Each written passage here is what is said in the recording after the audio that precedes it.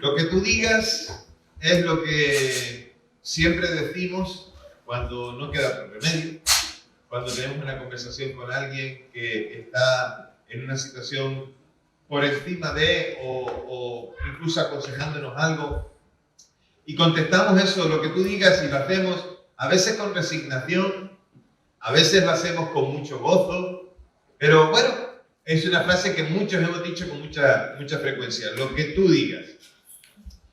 Por norma general, a las personas les cuesta mucho someterse. ¿Sí o no? ¿O tú te sometes a todo el mundo? Bueno, va, ¿por qué no? Nos cuesta un montón someternos a la gente. Nos cuesta un montón cuando estamos en diversas situaciones, pues aceptar que hay otra persona que nos dice cómo tenemos que hacerlo o que incluso sabe mejor cómo tenemos que hacerlo. A veces nos cuesta mucho en la sociedad en la que vivimos, y España tiene un problema con el sometimiento impresionante, no nos gusta, o sea, sobre todo todos nosotros tenemos siempre una opinión, todos nosotros tenemos siempre algo que decir, algo nuevo, todos nosotros tenemos siempre una respuesta mejor, o sea, una solución mejor. Nos cuesta mucho el sometimiento a una autoridad, nos cuesta mucho el sometimiento en diferentes situaciones, pero es verdad que esto del sometimiento no pasa en los matrimonios, ¿verdad que no? En los matrimonios todo el mundo se somete siempre al otro y siempre dice sí, todo lo que tú digas, cariño, eso haré. Claro, pero ya no solamente de la mujer al hombre, del hombre a la mujer, sino de los dos, ¿no? Sí, cariño, todo lo que tú digas, claro que sí. Entonces, generalmente no es así. Generalmente cuando además sucede una situación en la que decimos lo que tú digas, generalmente tiene que ver con que ya hemos tirado la toalla con la situación o hemos aceptado o resignado aquello que se nos dijo que teníamos que hacer. Incluso hay veces que nosotros podemos ver que esa situación, haciéndola de aquella manera, era buena. Incluso en otras ocasiones hemos visto como a lo mejor no era tan efectivo, pero dependía de otros y no dependía de nosotros. Lo que tú digas. Sería interesante que nuestras vidas como hijos de Dios le dijeran siempre al Señor lo que tú digas, y que no fuera con resignación, sino que fuera con gozo. Sería ideal que nuestras vidas le dijeran a Dios, Dios te obedeceré, Dios te seguiré, Dios haré lo que tú me pides que tengo que hacer, porque quiero agradarte con todo mi corazón. Sería interesante decir, Señor, lo que tú digas cuando me dices ve aquí, lo que tú digas cuando, Señor, me dices que diga tal cosa. Cuando hable de ti, Señor, cuando tenga que hacer aquello que a los hombres les parecería que es lo incorrecto, siendo lo correcto, Señor, lo que tú digas. Sería muy interesante que nosotros dijéramos y aceptáramos, Señor, haré lo que me pides, que es otra manera de decir, Señor, te obedeceré. Y creo que en esta mañana tenemos que aprender acerca de esto, porque en la oración modelo que hemos visto hasta ahora, tiene esa parte, esa porción en la que nosotros vamos a poder descubrir que también nosotros tenemos que hacer la voluntad de Dios, que tenemos que hacer que el reino de los cielos esté en medio de nosotros. Vamos a leer el pasaje lo primero, vamos a recordarlo, lo vamos a leer entero y enfatizaremos la porción, la parte en la que vamos a estar meditando en esta mañana. Pero vamos a leerlo entero y dice así. Aconteció que, estando Jesús orando en cierto lugar, cuando terminó, uno de sus discípulos le dijo, Señor, enséñanos a orar, como también Juan enseñó a sus discípulos. Él les dijo, cuando oren digan, Padre nuestro que estás en los cielos, santificado sea tu nombre, venga tu reino. Sea hecha tu voluntad como en el cielo, así también en la tierra.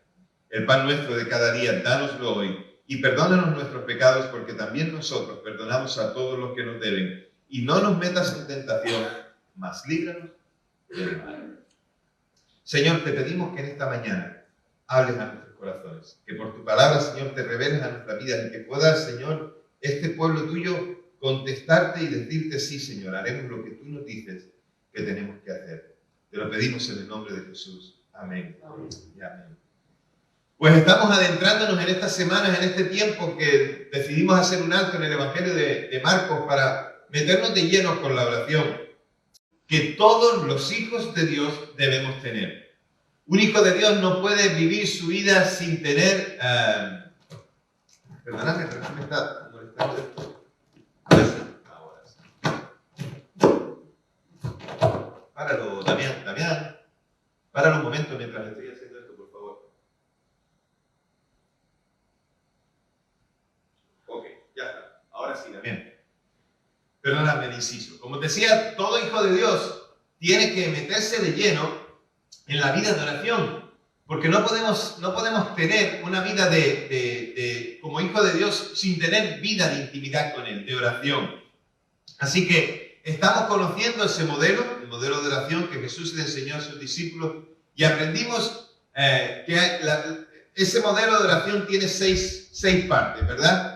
Primero, que el nombre de Dios sea santificado. Y hemos dicho que eso es reconocer que un nombre es sobre todo nombre, y hemos dicho también que es la necesidad de que la iglesia le dé a Dios el lugar que le corresponde, adorándolo con todo el corazón. La segunda cosa y la tercera, que son las que veremos hoy, es que venga el reino de Dios y que la voluntad de Dios se haga en la tierra. La cuarta es, ora por nuestras necesidades diarias, o sea, Jesús nos enseña a hacer eso. Ora para perdonar diariamente y ora por protección de las pruebas. Durante 3 semanas hemos aprendido que la oración debe tener esa parte de adoración, de alabanza, y ahora sabemos para qué debemos adorar y también sabemos cómo debemos adorar. Así que antes de pedir nada para nosotros mismos, antes de orar diciendo, Señor, te pido, pues entonces tenemos que darle a Dios la gloria que a Él le pertenece y tenemos que darle a Él el primer lugar porque Él lo merece. Solo cuando damos a Dios el lugar que le corresponde, se colocan todas las cosas en su debido lugar. Solo cuando le damos a Dios el lugar que a Él le corresponde, todas las cosas después van a funcionar, todas las cosas después van a tener su sentido, pero Dios siempre en el primer lugar. Cuando Jesús les dice, venga tu reino, esa frase de el reino de los cielos, que siempre hemos oído, se menciona muchísimo y tiene muchas características dentro del Nuevo Testamento. Se mencionan también con frecuencia en las cosas que nosotros hacemos como iglesia. A veces cantamos canciones en las que decimos, venga tu reino, o que tu reino se manifieste. A veces leemos textos de la palabra y textos de gente que escribe, o en las predicaciones se escucha mucho esta frase de que venga el reino de los cielos o que venga el reino de Dios. Es importante que sepamos lo que quiere decir el reino de los cielos o el reino de Dios. Mateo lo menciona como el reino de Dios. Aquí Lucas lo menciona como el reino de los cielos, pero está hablando, enfocándolo en la misma cosa. Así que el reino era el mensaje central de Jesús cuando estuvo en la tierra. Jesús comienza su ministerio en Galilea. Si os acordáis, cuando empezábamos el Evangelio de Marcos, Jesús comienza su ministerio en Galilea predicando la buena noticia del reino de Dios. Marcos 1, versículo 14. Y él mismo llegó a decir, vamos a los lugares vecinos para que predique también allí, porque para esto he venido. En Marcos 1, 38. Lo dice porque tiene que llevar ese mensaje del reino a todos los lugares que le sean posible y enseñarle a sus discípulos acerca de ese reino. Él iba por todas las aldeas y pueblos predicando, mostrando la buena nueva del reino de los cielos, del reino de Dios, y quería establecerlo bien. Pero cuando leemos los textos bíblicos y vemos las menciones que se hacen acerca del reino de Dios o del reino de los cielos, lo encontramos en que se manifiesta de 3 formas: en pasado, presente y futuro. Lo dice en pasado porque, por ejemplo, decía que Abraham, Isaac y Jacob y que todos los profetas estaban en el reino. Lo dice en Lucas 13:28. Ellos estaban en el reino. ¿Pero qué significa eso? Por tanto, está claro que el reino se remonta a lo largo de toda la historia, no solamente cuando viene Jesús. Pero también hablamos del reino como presente, y Jesús hablaba del reino como presente cuando decía, el reino de Dios está en medio de vosotros. ¿A quién se refería? Evidentemente se refería a Él mismo, a Jesús. El reino de los cielos, el reino de Dios está en medio de vosotros. Y también hablaba, esto en Lucas 17, y también hablaba del reino como cosa futura. Porque en la misma oración que acabamos de leer, en Lucas 11, dice que Jesús oraba diciendo, venga tu reino. O sea, el reino también es algo que se espera como futuro. ¿Cómo puede ser que este reino tenga un establecimiento pasado, presente y futuro a la vez? Y que Jesús pueda hablar de las tres formas de ese reino. ¿Cómo puede ser que el reino al mismo tiempo sea algo que existió, que existe y cuya venida estamos obligados a pedir? Porque la oración dice, venga tu reino. Deja la opción, deja la necesidad de pensar que el reino de Dios se tiene que establecer no solamente en el presente, sino en el futuro inmediato también. Para que podamos entender, en hebreo hay un paralelismo literario, y así se llama, paralelismo. Es decir, se menciona una cosa de dos formas casi iguales, cuyo objetivo es reforzar lo que se ha dicho. ¿Vale? O sea, es reforzar lo que se ha dicho. Entonces, se dice de una manera y luego de otra que repetía y ampliaba o explicaba la misma cosa. ¿Vale? ¿Os suena esto si os digo que lo podéis encontrar muchas veces esto en el libro de los Salmos o en el libro de Proverbios? Que se dice la misma cosa repetida dos veces con la misma frase. Lo habéis leído alguna vez, ¿verdad? Espero que hayáis leído alguna vez algún salmo o algún proverbio, si no os invito a que lo hagáis. Dice, por ejemplo, el Salmo 46:1, que es un versículo que muchos de nosotros conocemos bien, dice, Dios es nuestro amparo y fortaleza. Y después, ¿qué dice? Nuestro pronto auxilio en la tribulación. ¿Veis el paralelismo? Es la misma cosa parecida, o por lo menos la segunda, lo que trata es de reforzar la primera frase, ese paralelismo. Cuando lo aplicamos a la oración modelo, a la oración del Padre Nuestro, que como comúnmente lo conocemos, Mateo trata de enfatizar con la segunda frase lo que dice la primera. No Lucas, pero sí que Mateo, porque esta oración modelo Lucas la expresa de una manera más corta, Mateo lo hace de manera más amplia. Y de ahí que también los copistas pues, han añadido en Mateo algunas partes que los textos originales no están. Pero Mateo dice sí, él sí dice, cuando dice venga tu reino, hágase tu voluntad como en el cielo, también en la tierra. Cuando Mateo hace eso de meter esa segunda frase, trata de resaltar la primera, y ahí encontramos ese paralelismo con el que Jesús posiblemente enseñó a los discípulos y a la gente. Así que el reino de Dios es que se haga la voluntad de Dios en la tierra como en el cielo. ¿Entendisteis eso? ¿Qué es el reino de Dios? Hacer la voluntad de Dios, que se cumpla la voluntad de Dios en la tierra como en el cielo. Lo explico un poquito mejor. ¿Quién es Jesús sino la palabra hecha carne? Jesús es la palabra hecha carne. Cuando Él decía el reino de Dios está entre vosotros y se refería a Él es la voluntad de Dios por cuanto obedece todo lo que Dios ha dicho que tiene que hacer. Él es el reino manifestado, es lo perfecto. Entonces Él cumple esa voluntad. Por eso dijo, estoy entre vosotros y el reino de los cielos se ha acercado. Ahora, ¿qué tenemos que hacer nosotros? Obedecer al Señor para que el reino se haga presente. Y pedirle al Señor que el reino de los cielos venga cada día y se haga presente. El reino de los cielos está cerca, pero debemos hacer que permanezca. Por eso debemos orar para que venga su reino. Si una persona obedece al Señor, está haciendo que el reino de los cielos se esté estableciendo.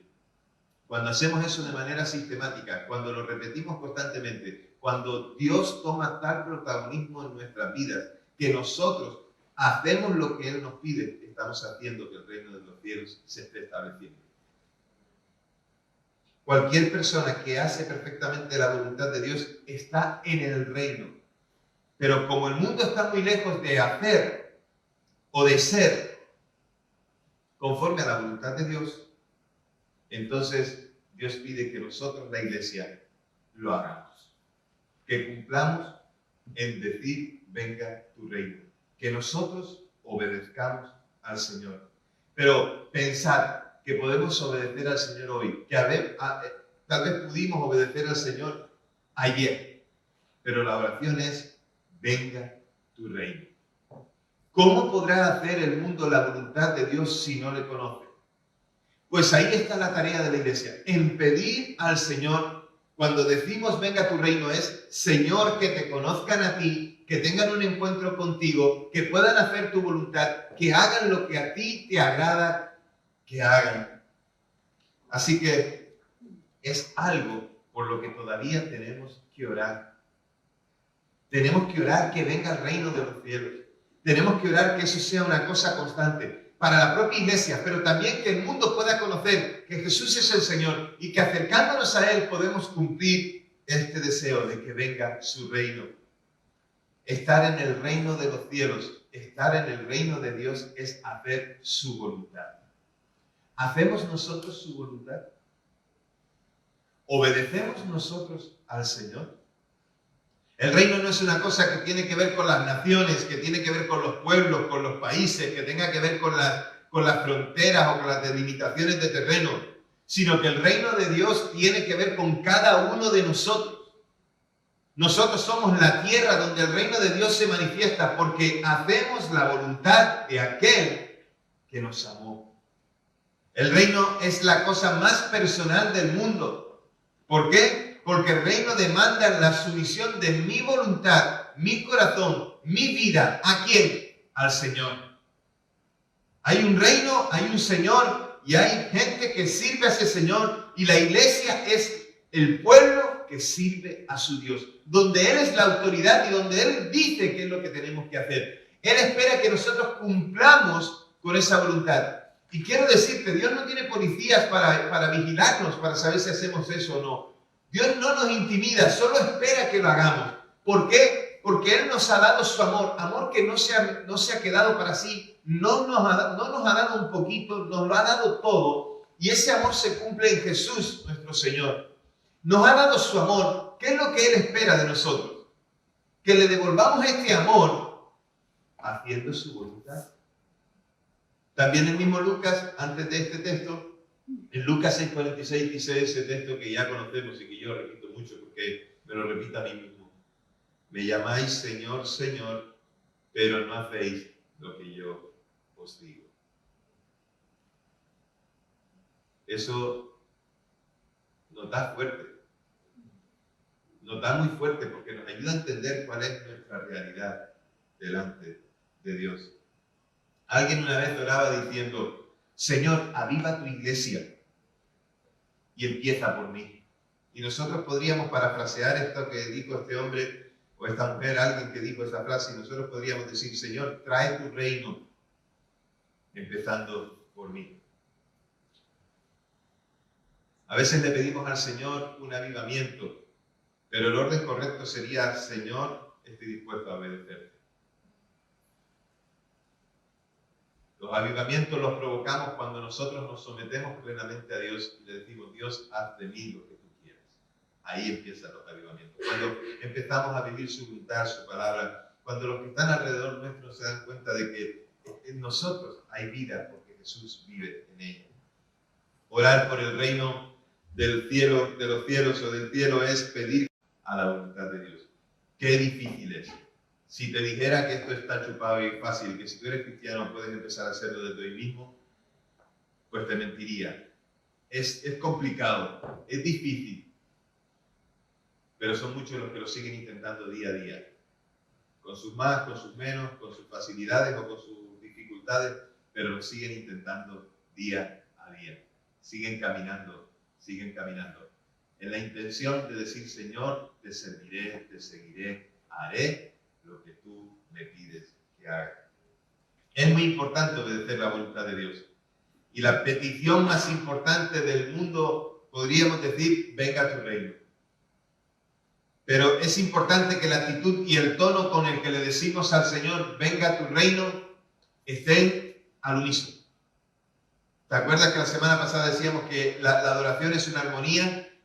Pues cuando le decimos al Señor, venga a tu reino, tiene que ser una actitud que primeramente diga que yo quiero obedecer al Señor. Que primero yo quiero que ese reino de Dios se manifieste en mi vida. Porque pedir que venga el reino de Dios sin que nosotros cumplamos su voluntad no tiene ningún sentido. De ahí es que repetidamente decimos que esta oración modelo que muchos repiten y repiten y repiten, y no está mal repetirla siempre y cuando le des todo el sentido que hay que darle a esta oración modelo.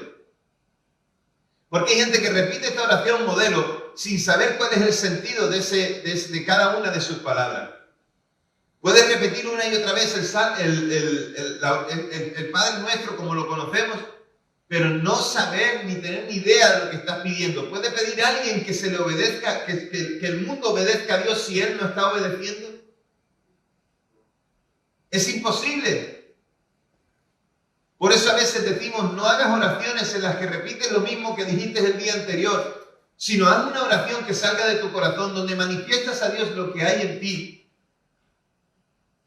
Algo que Dios recordó esta semana en mi vida es que la vida como cristianos y como hijos de Dios no es algo en lo que nosotros podamos decir comienza y llega al final en el mismo momento, sino que tiene un comienzo y tiene una duración hasta que llega el momento en el que el Señor nos llama a su presencia o vendrá nuevamente a la tierra.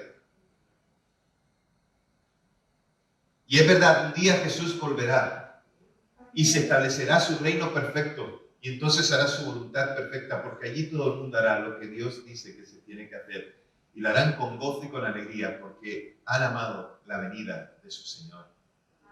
Pero mientras estamos aquí tenemos que esforzarnos porque venga el reino de Dios a nuestras vidas y al mundo, para que la gente conozca que Jesús es el Señor.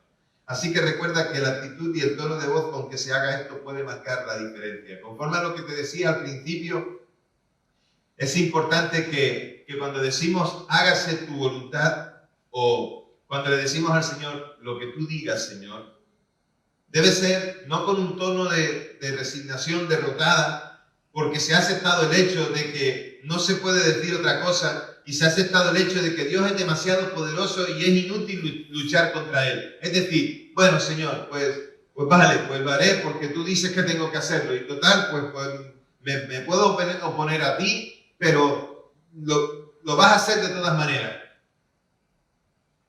¿Encontráis o os acordáis un ejemplo en la Biblia de alguien que hizo más o menos eso así? Yo me acuerdo de Jonás. Estaba pensando en él. Yo me acuerdo de Jonás.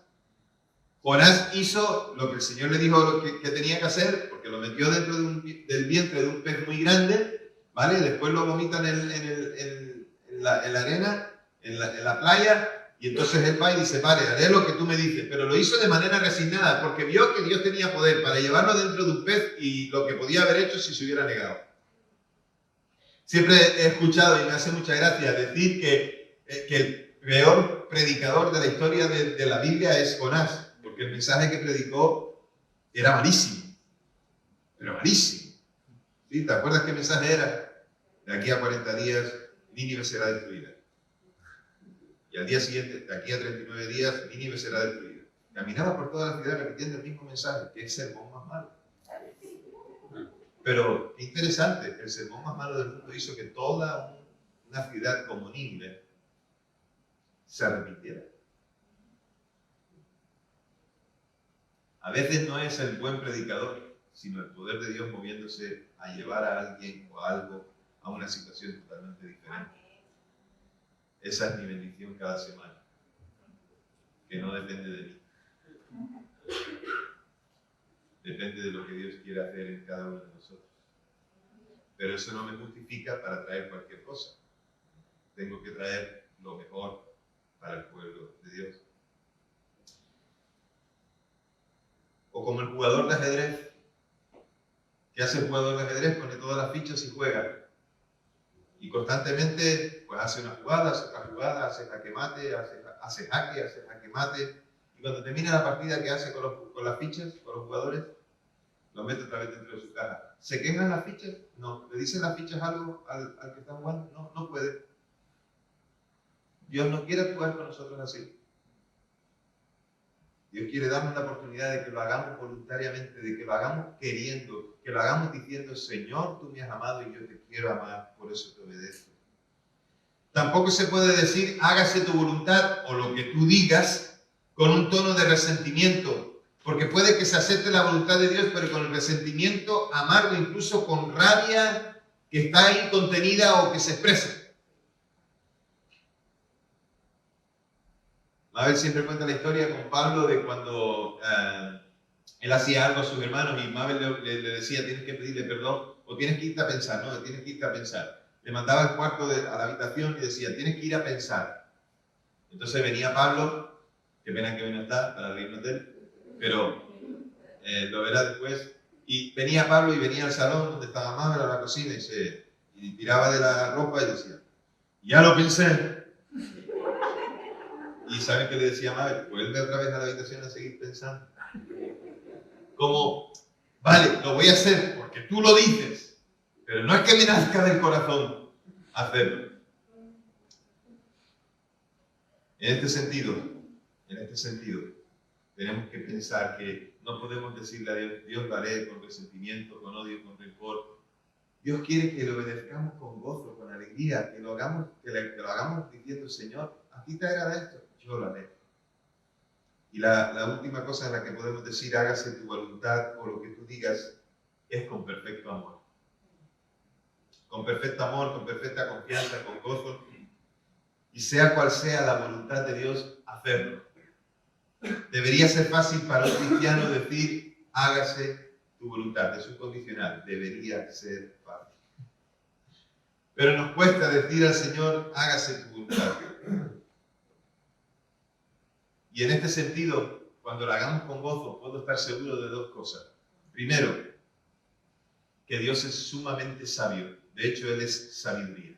Decimos Dios es amor, Dios es sabiduría. Lo que Él nos manda hacer, hagámoslo. Porque llevar la contraria implicaría un conflicto. Dios es sumamente sabio y cuando queremos edificar algo nosotros o queremos reparar algo, se lo consultamos al técnico, ¿verdad? Y le decimos, ¿cómo se hace esto?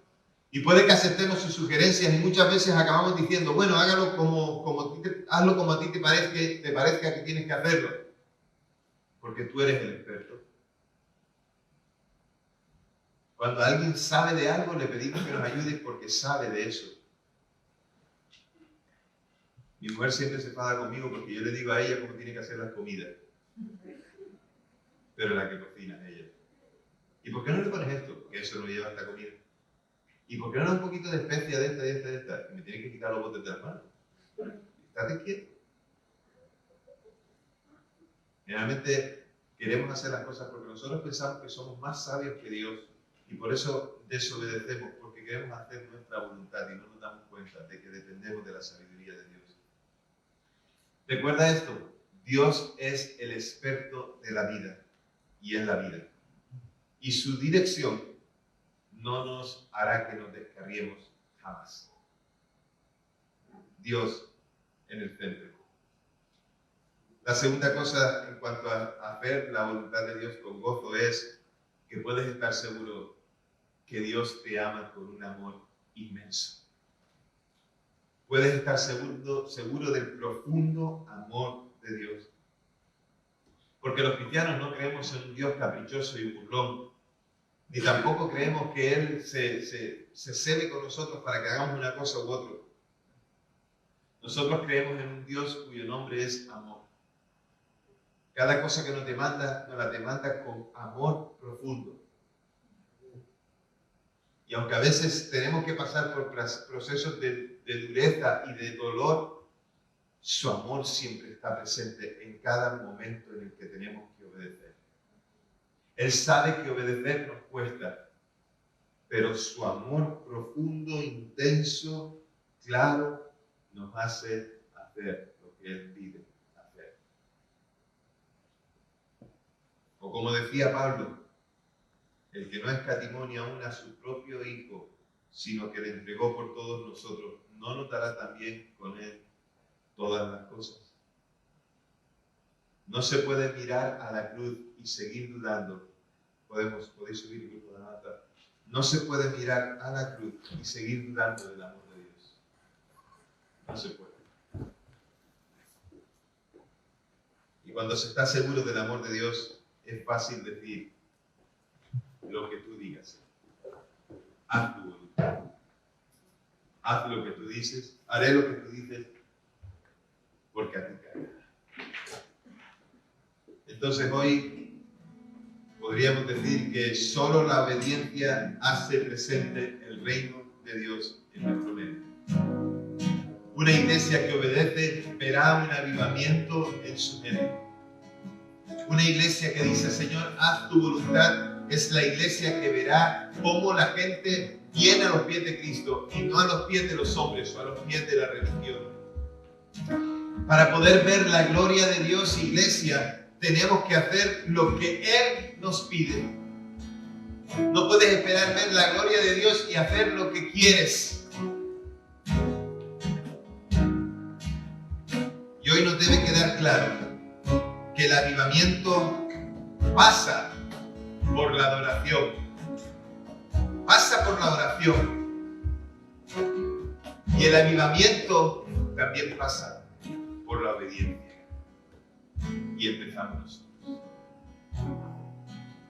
Dios quiere una iglesia que le adore, que ore, que le obedezca.